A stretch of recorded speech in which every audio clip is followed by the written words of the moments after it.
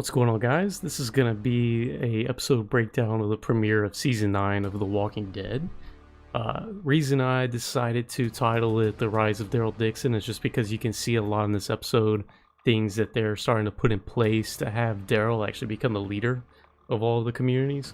And we know he's gonna be the leader of the show after Rick's departure, mainly because we know Norman Reedus is actually gonna receive a big pay raise. And if you just do a little bit of research, you'll see that he's actually in line to become sort of the new lead of the show. So we do have a lot to cover. Let's go ahead and jump right into it. The start of the episode actually starts with some shots of Alexandria, and it shows a little bit of some progression that they've made over the last about year and a half, which is the amount of time that they've actually jumped since the season finale of season 8. You see some shots of some construction that they've started, some walkways along the lake. And then we come up on Judith, who is painting a picture where she actually describes Rick's face as being grumpy and having a big tummy. So that kind of alludes to the fact that she knows her father is pretty serious at times. She's seen it, even though she's very young, she does recognize it. And obviously I think the big tummy refers to it being a year and a half since they've probably had, a serious issue or a serious conflict, and he's probably been eating well and kind of kicking back. We then have this interesting shot of Michonne, Rick, and Judith in a field looking at a huge flock of birds take off and kind of fly into the sky, which, if you stuck around for The Talking Dead, that actually alludes to issue 127 of the comics, where it's established that birds are migrating and populations are growing out of control. So to go along with that idea, we do have a shot of the sanctuary where we get to see these birds actually kind of destroying the crops that they're attempting to grow, which starts to establish an issue that they're having with food supplies and their lack of luck to grow at the factory.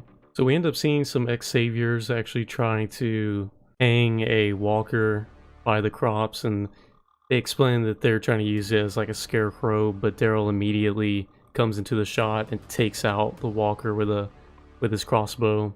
I think this says a lot for his character, that he's seen so much and knows that the simplest mistake can actually cost them lives. This starts to build his character of, taking no chances and really being in the moment. One of my favorite shots is actually when we see the group head to Washington and we actually see this walker come up to the camera, and as he pans we can kind of see through his mouth, like he's completely missing his bottom jaw. And they actually revealed in The Talking Dead that what they did is paint the bottom part of his jaw where it would actually be kind of see-through to give it that effect. And another reason I like this shot is because we actually get a really cool shot of the nation's capital in the background, and you can see it's kind of overgrown and decayed a good bit. Another thing that they actually discuss on The Talking Dead is the fact that they're going to have a lot of emphasis on the zombie faces. They discussed that they wanted that to be an important part to kind of give a little bit more character to these zombies. And you'll notice throughout the shots in this episode that the cameras will start at the zombie face and kind of work their way out.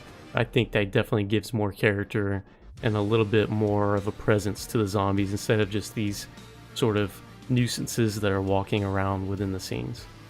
I thought it was a cool connection where when we do see the group inside of the National Museum, there's a part where Anne, who's the leader of the trash people who she unfortunately lost, when the group starts to break up, you see this moment that she has when she looks up and sees the Washington Gallery of Fine Art. And of course this alludes back to when she used to create art and paint with some of her people that she lost. We've seen so many different types of zombies over the course of the show, and I think one of the more fun parts of being a viewer is to see all these different types of zombies that they come up with and how creative they get with the makeup. And it's this part where we see Sadiq, who Carl saved last season, get attacked by one of these kind of creative type zombies where we see the spiders exiting his eyes and mouth. So this was a really cool zombie that they kind of made up for the episode. Next we see this really cool shot of Gabriel take out a zombie, and the way the zombie kind of lands along this art piece where it shows the evolution of man. We then get this interesting dialogue between him and Anne where they discuss it being kind of the de-evolution of man. Next we have some really good dialogue between Daryl and Cindy, who's actually from Oceanside, where they discuss people that they've lost, and she kind of asks him if he ever thinks about, somebody that he's lost, and essentially he says, all the time. So this is a nice chance to give Daryl a little bit of, dynamics and give him a little bit more expression than he's had in previous seasons. We then see Michonne walk by a poster on the wall that's talking about a more perfect union, where I think this kind of gives her the idea of forming a charter and not necessarily a constitution, which you'll see a little bit later in the episode when she discusses with Rick some of the issues that may arise from some of the ex-saviors. Of course, not everything can go smoothly on The Walking Dead. If it did, it wouldn't be an interesting show to watch. So we do go through this whole kind of dramatic scene where Ezekiel falls through this glass floor, and eventually the group does save him. It's at the end that we actually see Ezekiel and Carol kind of share a kiss, which ends up being kind of the official reveal that they are in a relationship. And if you ask me, I dig it. They both seem like two characters that are strong and kind of mirror each other in a lot of ways. So after their little operation to go get artifacts, including like a wagon, I believe like a plow, and an old canoe from the museum, we do get this awesome shot of the Capitol again as they leave the museum. They're starting to put a little bit of more detail work and giving you an idea of how we've got all these separate communities and they're linked together by different routes. So the show actually gives us a little bit of an idea of how they've started to connect these communities. And we get this shot that shows, Route B, instead of, in the past where we had these different highways, now we have these routes between all the communities, and it's kind of nice for them to kind of take the time to give us a sense of more structure that's going on in the show. So of course in the past, some dangers to our group have been obviously walkers, and then, people/enemies, also nature itself. So we do see that they face a problem with the bridge being taken out by some storm that came through.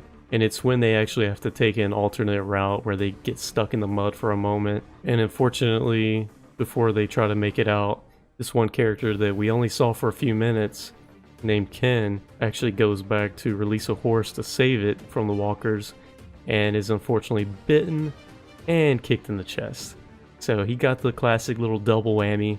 It ends up being the kick, which actually kills him. And in the past, these deaths have been kind of like a sad, emotional event. Now it seems like that some of these deaths are actually going to have like a domino effect, which we'll see later on in the episode.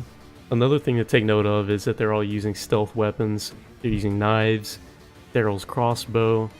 They're becoming a little bit more conservative when it comes to using guns. Of course, Eugene is making their own bullets, but at the same time, they don't want to make a whole lot of noise to attract more walkers. So it shows you a little bit more progression that this group is having moving forward. Once Maggie gets back to the hilltop, she unfortunately has to explain to Ken's parents. Just like any parents in the world, they don't take it very well. And this is when it's revealed how Maggie kind of got her position, where it was actually Gregory's idea to have an election where Maggie eventually won. Ken's mother actually says that, she voted for Maggie, but that they are not friends. That although she didn't vote for Gregory, he did put the hilltop people first. It's at Ken's funeral that we see Gregory start to kind of show what looks like a genuine side, but of course if you know Gregory, you know that he's starting to kind of plant seeds for his own benefit or downfall later. So as Rick, Michonne, and Daryl are entering the sanctuary, we have this moment where Daryl kind of snaps on one of the ex-saviors. Then he kind of follows it up with sort of explaining that they just lost somebody and that it's been rough. And again, this gives him a little bit more of, emotional dynamic, where previously he might have just like snapped and then kind of let it go. So I really like how they're handling Daryl so far, and they're really taking big strides to give him some dynamics. One of the things that I really like with this premiere is that it shows that they're going to probably spend more time and focus on these deep conversations between characters, where before, characters would say a few things to each other and then it would kind of be implied. It started to fall flat in the last couple of seasons, so it's this conversation between Daryl and Rick where, it's finally just one-on-one, no theatrics.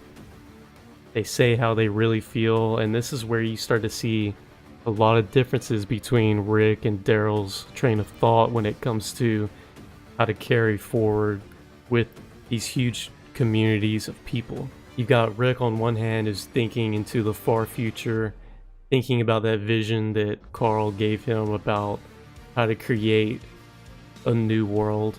And although he has the best intentions, Daryl kind of shows the flip side of that, where he's still worried about the present, and he explains that when they were a smaller group, they could do anything in the world, that they were unstoppable because they lived in the moment. And I think another problem that Rick seems to have is not listening to the core group that he originally led.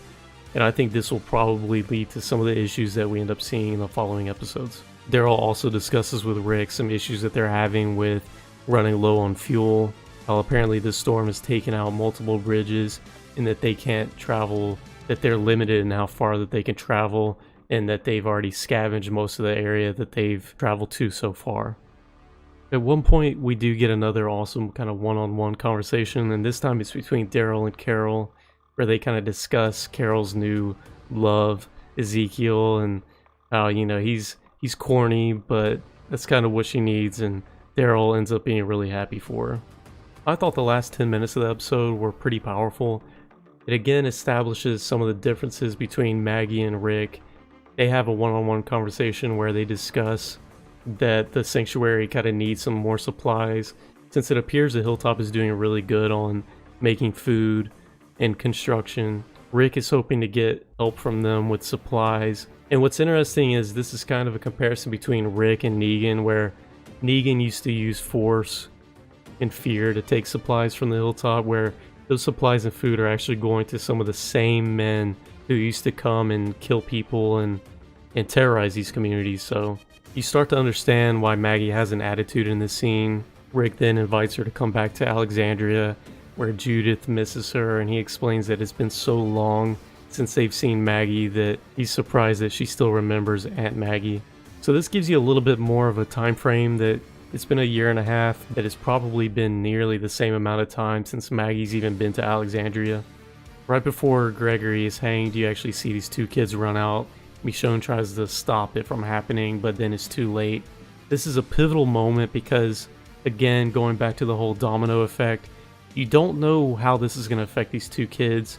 We've seen kids in the past who've been brought up in this apocalyptic world who didn't know anything more than this kind of dark and gruesome state. So as they're trying to rebuild this new world, it seems pivotal that you would want to block out this violence from children that are growing up, because in just a handful of years, they're actually going to be a crucial part of the community and a crucial part of how they're going to take part in this new world. And since Michonne and Rick are such a pivotal part of this image of what they want to build for the future, this is literally the worst thing that children can see this community take part in. So if you're a Walking Dead fan, you'll remember Herschel, who was Maggie's father back at the farm, and Prison Seasons. The actor who played him, Scott Wilson, actually passed away over the past couple of days, and they did a nice little tribute after the credits of this episode. Herschel was an amazing character who, in the sense of the show, really built Rick into the leader that he became, but in the sense of the actor who played Herschel, Scott Wilson completely nailed it as being kind of a father figure slash mentor, and overall just a great energy that he brought to Herschel on the show. So rest in peace, Scott Wilson, you will be missed.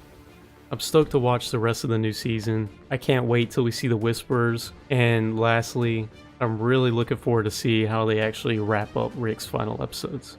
If you guys notice anything about the premiere that I didn't really cover, definitely drop it down in the comments, and I will see you guys in the next one.